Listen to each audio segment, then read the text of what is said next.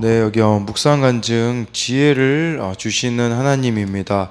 제가 어릴 적 아버지는 일찍 돌아가시고 어머니는 조현병이 있으셨습니다. 그래서 저는 일찍부터 가장으로서 경제활동을 시작했습니다. 겉으론 효녀였지만 실상은 부모님을 향한 미움과 분노로 제 말을 듣지 않는 가족에게 혈기를 부리곤 했습니다. 그러다 사촌 언니의 소개로 교회를 다니게 된 저는 그동안 누구에게도 말하지 못하던 어머니의 질병 고난을 공동체에 나눌 수 있었고 또 믿는 형제를 만나 결혼했습니다. 그런데 작년 어느 날 밤 어머니로부터 전화가 왔습니다. 아직도 출근을 안 했느냐는 엉뚱한 질문에 순간 저는 어머니가 약을 안 드셨구나 직감했습니다. 서둘러 친정집으로 가보니 어머니는 환청과 피해망상으로 허공에 소리를 지르고 계셨습니다. 저의 수고와는 무관하게 약을 안 드셔서 증상이 심해지는 상황이 반복되니 허탈함과 생색이 올라왔습니다. 하지만 저는 그동안 들어왔던 화내기를 더디하고 근신하라는 공동체의 권면을 기억하며 어머니에게 차분히 물어봤습니다. 엄마, 무슨 소리 들었어? 벽 속에 사람이 숨어서 너를 없앨 거야 라고 말해서 없어지라고 했어. 어머니는 자신을 지키려고 고함을 질렀던 것입니다. 잘했어 엄마, 나라도 그런 소리 들으면 소리 질렀을 거야. 우리 다시 약 잘 챙겨 먹고 나쁜 소리 안 들리게 노력해 보자 라고 달래드렸습니다. 그러자 저에게 혼날 줄 알고 방어적이던 어머니는 그제야 마음을 푸시고 거부하던 약을 스스로 챙겨 드셨습니다. 말씀에 귀 기울이며 적용하니 주님이 제게 감정을 다스릴 수 있는 지혜와 명철을 주셔서 차분히 어머니를 대할 수 있었습니다. 나아가 이 사건으로 그동안 환청 때문에 힘드셨을 어머니를 이해하게 되었고 어머니를 내 노력이 아닌 주님이 주시는 지혜로 섬겨야 함을 깨달았습니다. 그동안 어머니를 돌본다는 이유로 가족을 비난하고 혈기를 부렸던 것을 회개합니다. 앞으로도 하루하루 말씀을 묵상하며 감정에 치우쳐 죄를 짓지 않도록 근신하며 살겠습니다. 적용하기입니다. 어머니에게 지시하듯이 말하지 않고 공손한 태도로 대하겠습니다. 교회 소그룹 모임에서 어머니 돌봄의 문제를 겸손히 물어보겠습니다. 네, 여기 나와 있듯이 이렇게 말씀에 귀를 기울이며 적용하니 주님이 제게 감정을 다스릴 수 있는 지혜와 명철을 주셔서 차분히 어머니를 대할 수 있었고 어머니를 이해하고 어머니를 내 노력이 아닌 주님이 주시는 지혜로 섬겨야 함을 깨달았다라고 합니다. 그래서 우리도 그날 참 주시는 지혜가 사실 그날 말씀이 아니겠습니까? 그래서 그 말씀이 말씀하시는 대로 살아가는 것이 너무나도 중요하다라고 할 수 있습니다. 오늘은 잠언 2장 1절부터 이제 15절까지인데요. 또 이 아버지가 아들에게 이렇게 전해주는 그런 경고의 또 메시지, 경고의 메시지이자 정말 이렇게 살았으면 하는 그런 모습이 아니겠습니까? 1절, 2절을 보면요.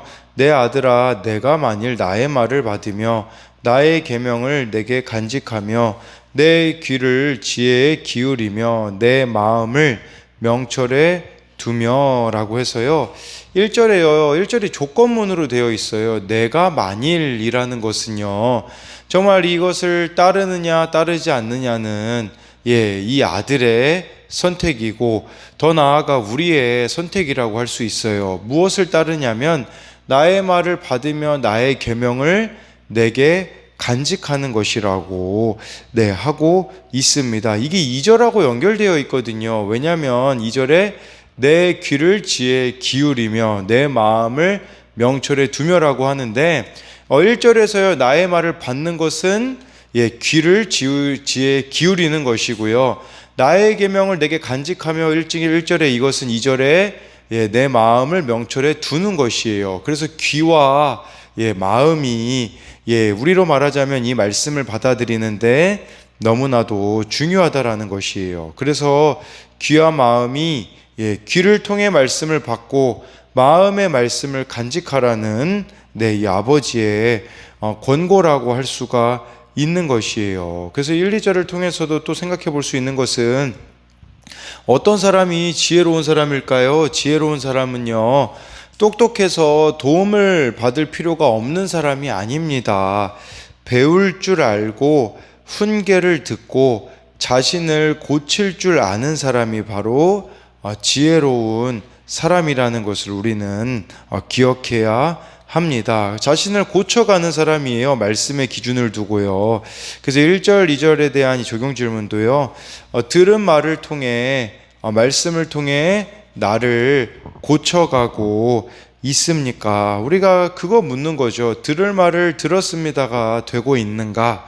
또 말씀을 통해 나 자신을 고치고 있는가? 이것을 말하는 것이죠. 3절부터 5절까지를 보면요. 지식을 불러 구하며 명철을 얻으려고 소리를 높이며 은을 구하는 것 같이 그것을 구하며 감추어진 보배를 찾는 것 같이 그것을 찾으면 여호와 경외하기를 깨달으며 하나님을 알게 되리니 라고 이렇게 말씀해 주고 있습니다. 네, 그래서 여기서 지식을 구한다. 지식은요, 통찰력 또는 지각 있는 말을 뜻하고요.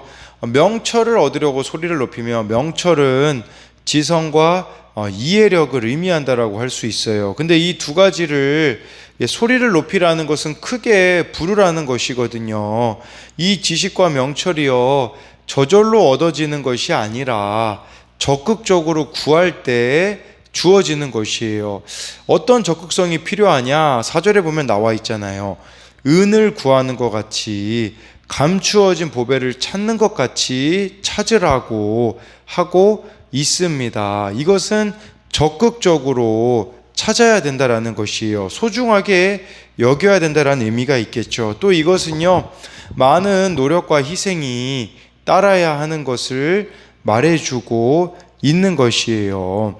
여러분, 이 세상이 들려주는 말은 은이나 보배처럼 매력적일 수 있으나 거기에는 지혜가 없습니다. 지혜를 우리가 구해야 되는데 이 지혜는요, 지혜의 근원이신 하나님을 섬기는 믿음의 공동체를 주시는 권면을 잘 받아 간직할 때 얻을 수 있다고 여기 본문 해설에 나와 있지 않습니까? 지혜는요, 1절, 2절에서 아까 시작할 때 이렇게 아비된 공동체에도 영적 부모가 있지 않습니까? 가정과 교회에서 영적 부모로 세우신 지체를 통해 주시는 권면을 신뢰하며 참된 지식을 구하고 명철을 찾으면 그러면 어떻게 되냐면 5절에 나와 있잖아요. 우리말 성경에는 빠져 있는데요. 5절에 그러면 그때라는 히브리어 단어가 들어있어요. 그러면 또는 그때라는 단어가 들어있는데 3, 4절을 하잖아요. 그러면 이제 5절이 이루어진다고 하잖아요. 5절은 여호와 경외하기를 깨달으며 하나님을 알게 된다라고 하고 있습니다. 참된 지혜의 지식이 사실 하나님을 경외하는 것이라고 볼 수가 있잖아요. 그래서 여호와 경외하기를 깨닫고 하나님을 알게 된다라고 하는데요. 지식은 단순한 정보 전달과 수집이 아니라 경험의 근거에서 얻는 알미예요. 따라서 지식은 인격적인 만남 없이는 얻을 수가 없는데 하나님을 아는 것과 깨달음은 여호와 경외와 늘 같이 간다라는 것을 말해주는 것이라고 할 수가 있습니다. 그래서 이것에 대한 적용으로는요, 나는 무엇을 계속해서 적극적으로 찾고 있습니까? 그것이 하나님과의 관계에 어떤 영향을 미치고 있습니까? 이거는 그 4절에 은을 구하듯이 여러분들이 소중하게 여기는 것을 계속 구할 텐데 그것이 하나님인가 아니면 다른 것인가를 묻고 있는 거예요. 다른 것을 계속 내가 소중히 여기고 구하고 있다면 그게 지금 하나님과 나와의 관계에 어떤 영향을 미치고 있느냐라는 거죠. 또 한 가지는요, 가정과 교회에서 듣는 믿음의 권면을 은이나 보배처럼 귀하게 여깁니까? 휴지 조각처럼 가볍게 여깁니까? 저도 딱 보니까 그렇더라고요. 그냥 그 얘기 듣고 이런 부분을 바꾸라는 뜻이구나 라고 여기면 되는데, 근데 문제는요, 나는 그렇지 않은데 이렇게 돼버리면요, 상대방을 향한 원망과 불평이 되는 것을 제 모습을 통해서 정말 이렇게 볼 수가 있었습니다. 6절부터 8절까지 보면요, 대저 여호와는 지혜를 주시며 지식과 명철을 그 입에서 내심이며 그는 정직한 자를 위하여 완전한 지혜를 예비하시며 행실이 온전한 자에게 방패가 되시나니 대저 그는 정의의 길을 보호하시며 그의 성도들의 길을 보존하려 하심이니라 라고 이렇게 말씀해 주고 있습니다. 네, 그래서 여기서 대저 6절에 대저라고 시작하는데 이 대저는 우리말로 그 히브리어로 봤을 때 왜냐하면이에요. 왜냐하면 여호와는 지혜를 주시고 지식과 명철을 그 입에서 내심이기 때문에 하나님으로부터 오는 지혜를 우리가 구해야 되는 게 여기에 있는 거예요. 그러면요, 하나님이요 지식과 명철을 주셔가지고 아까 그 조현병인 어머니를 대하던 이 묵상한 중에 그냥 옛날 방식으로 엄마를 화내고 할 수 있잖아요. 근데 그게 아니라 하나님이 주시는 지혜로 다르게 반응할 수 있었다라는 것을 말해주는 것이에요. 그리고 그 하나님의 지혜를 따르면요, 7절에 여기 정직한, 여기서 보면 7절에 행실이 온전한 자라는, 행실이 온전한 자에게 방패가 된다라고 하는데, 이 행실이 온전한 자는 원어로 보면 온전함으로 걷는 자예요.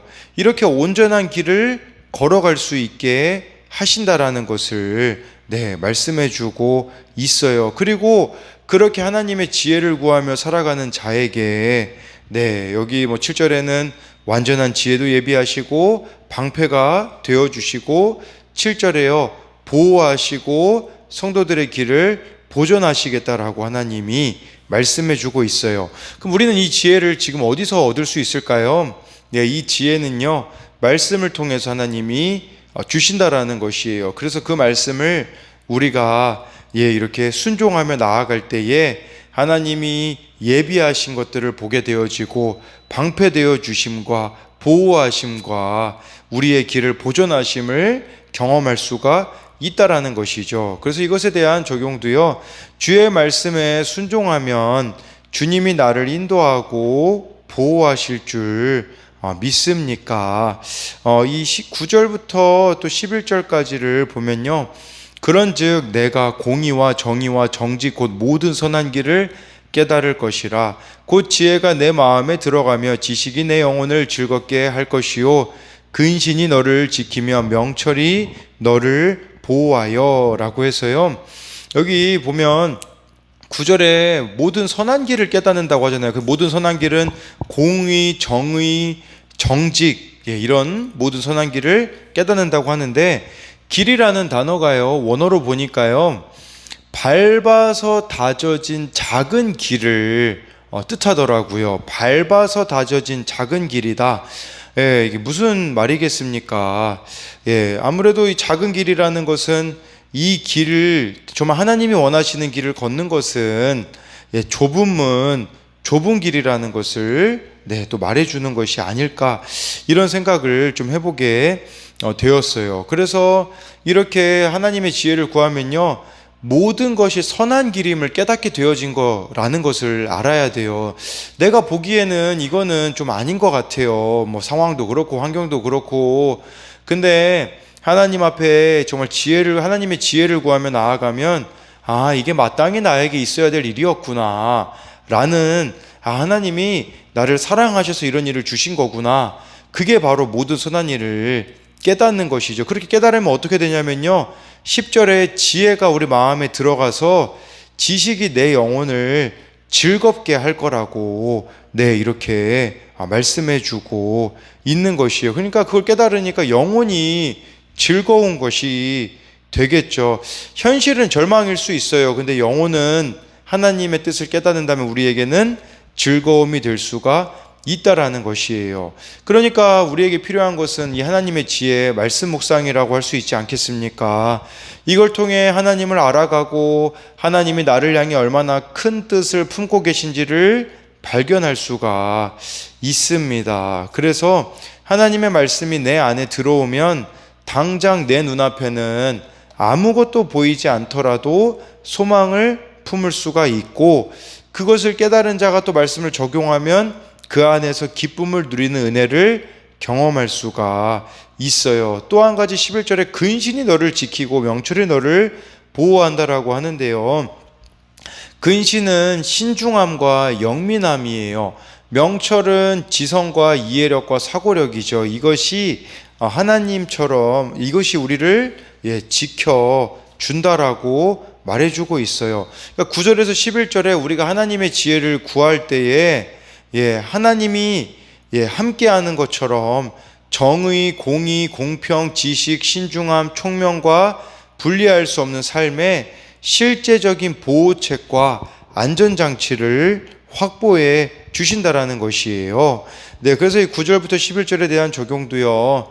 내 계산으로는 손해인 줄 알았으나 주의 말씀에 순종했더니 주님이 지키시고 보호해 주신 일은 무엇입니까? 12절부터 15절까지를 보면요. 악한 자의 길과 패역을 말하는 자에게서 건져내리라. 이 무리는 정직한 길을 떠나 어두운 길로 행하며 행악하기를 기뻐하며 악인의 패역을 즐거워하나니 그 길은 구부러지고 그 행위는 패역하니라 라고 말씀해 주고 있습니다. 악한 자의 길과 패역을 말하는 자에서 건져낸다 라는 것은 우리가 하나님의 지혜를 따를 때 이것이 가능하다라는 거죠. 근데 이 악한 자는 어떤 자일까요? 악한 자, 성경에서 말하는 악한 자는요, 하나님의 말씀이 말씀하시는 그 길을 걷지 않는 자라고 할 수가 있는 것이에요. 그리고 여기서 보면요, 더 근본적인 악한 자는 주님이 따르라고 알려주시는 정직한 길을 떠나 자기 길로 가는 사람이에요. 자기 마음대로 사는 자라고 볼 수 있겠죠. 내 눈에 보기에 바르고 곧은 길도 주님의 길과 다르면 구부러지고 패역한 길이라는 것을 알아야 한다라는 것이에요. 그 패역한 길로 걷는 것은 어두운 길을 가는 거겠죠. 어두운 길로 가는 사람들이 무리를 이루고 있기에 피하기 두렵지만 믿음으로 피해야 지혜의 빛을 보게 된다라는 것을 기억해야 한다라는 것을 이렇게 말씀해 주고 있고요. 또 여기서 한 가지 더 봐야 되는 것은 14절이에요. 행악하기를 기뻐하며 악인의 패역을 즐거워하나니 라고 이렇게 나와 있는데, 여기서 이 즐거워하나니라는 이 단어가 있잖아요. 제가 찾아보니까 가나안 사람들의 풍요제의에서 사용된 전문 용어였다라고 해요. 여기서 즐거워하다라는 것은요, 우상 숭배할 때의 그 즐거움을 말하는 거거든요. 예를 들자면 가나안 땅에서 바알과 아세라를 섬길 때의 그 즐거움, 그 전으로 가자면 모세가 십계명 받으러 간 사이에 이스라엘 백성들이 금송아지 숭배했던 그 즐거움을 말하는 거거든요. 이것은 마치 황홀경에 빠진 듯 예리한 소리를 지르면서 기뻐하는 행위를 표현한 것이라고 할 수가 있는 것이에요. 쉽게 말하자면 이 패역한 행위를 즐기는 자들이 존재한다라고 말해주는 것이 아니겠습니까? 세상의 쾌락을 말한다라고도 볼 수 있다라고 할 수가 있는 것이에요. 나의 즐거움은 무엇인가에 대한 점검이 우리들 가운데 이루어져야 한다라는 것이겠죠. 그랬을 때 정말 그들의 길은 구부러지고 그들의 행로는 패역하다라고 15절에 말씀해 주고 있잖아요. 그러니까 그들의 이미 생활 양식이 뒤틀리고 어긋나는 것을 보여주고 있는 것입니다. 그래서 이렇게 잘못된 길을 가고 있는 자를 우리가 도와주는 것, 그 길로부터 벗어날 수 있게 지켜주는 것이 또한 지혜라고 할 수 있지 않겠습니까? 그래서 마지막으로 이것에 대한 적용 질문으로는요, 하나님이 보시기에 피해야 할인 줄 알면서도 세상의 무리에서 소외되는 게 두려워 따르고 있는 일은 무엇입니까? 나는 하나님으로부터 오는 기쁨을 누리고 있습니까? 아니면 쾌락을 누리려고 합니까? 라고 해서요. 정말 이 말씀에 순종할 때에 우리들에게 어떤 보호하심이 있는지가 나와 있잖아요. 저는 가장 크게 와닿았던 것이 그게 9절에 모든 선한 길을 깨달을 것이라 라는 이 부분이었었어요. 겉으로 보기에는 저에게도 망하는 사건과 같은 일들이 있었죠. 근데 지금 와서 보니까 그게 저에게는 너무나도 선한 길이었음을 보게 되어집니다. 저와 여러분들이 정말 100% 오르신 하나님을 신뢰함으로 나에게 주어진 모든 것이 옳은 선한 길이라는 것을 깨닫는 저와 여러분들이 되기를 소망합니다.